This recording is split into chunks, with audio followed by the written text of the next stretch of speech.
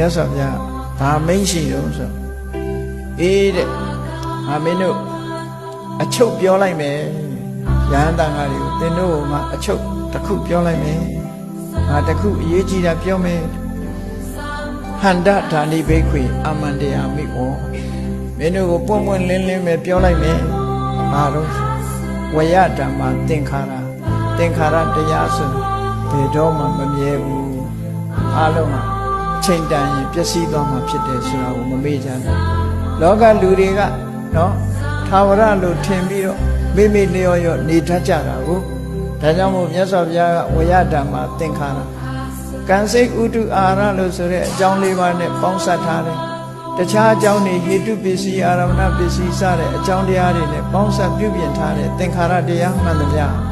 ဝယဓမ္မယူရင်းပျက်စီးသွားမဲ့သဘောတွေကြီးပဲသဘောရှိတဲ့တရားတွေကြီးပဲဖြစ်တယ်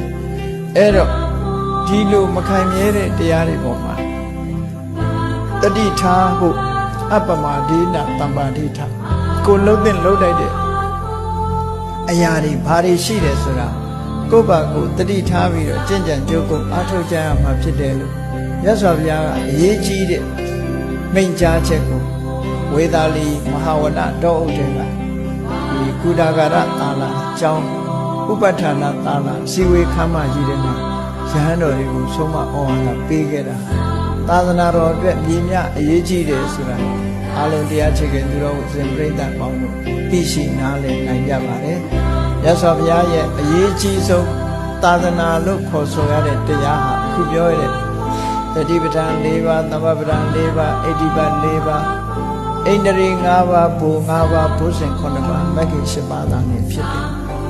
အဲ့ဒီတရားတွေကိုယ်တဏ္ဍာမှာပျောက်ကွယ်နေပြီဆိုရင်ကိုယ့်အတွက်သာသနာကွယ်နေတယ်လို့ပဲယူဆတယ်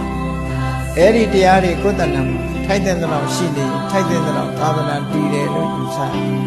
အပြည့်အဝတည်ပြီဆိုမှကိုယ်တဏ္ဍာမှာအပြည့်အဝတည်တယ်ဒါကြောင့်မို့မြတ်စွာဘုရားဒီတရားတွေကိုလေးနဲ့ထားပြီးတော့အပ္ပမဒိနတမ္ပါဒိဋ္ဌမမေ့မလျော်သောတတိဖြင့်ဒီတရားတွေကိုယ်တဏ္ဍာမှာဖြစ်အောင်ကြိုးစားရကြကြိုးစားကြလို့ဒီလိုမှာကြားတော်မူတာဖြစ်ပါတယ်တရားချစ်ခင်သူတော်စင်ပြိဋ္ဌာန်ပေါင်းလို့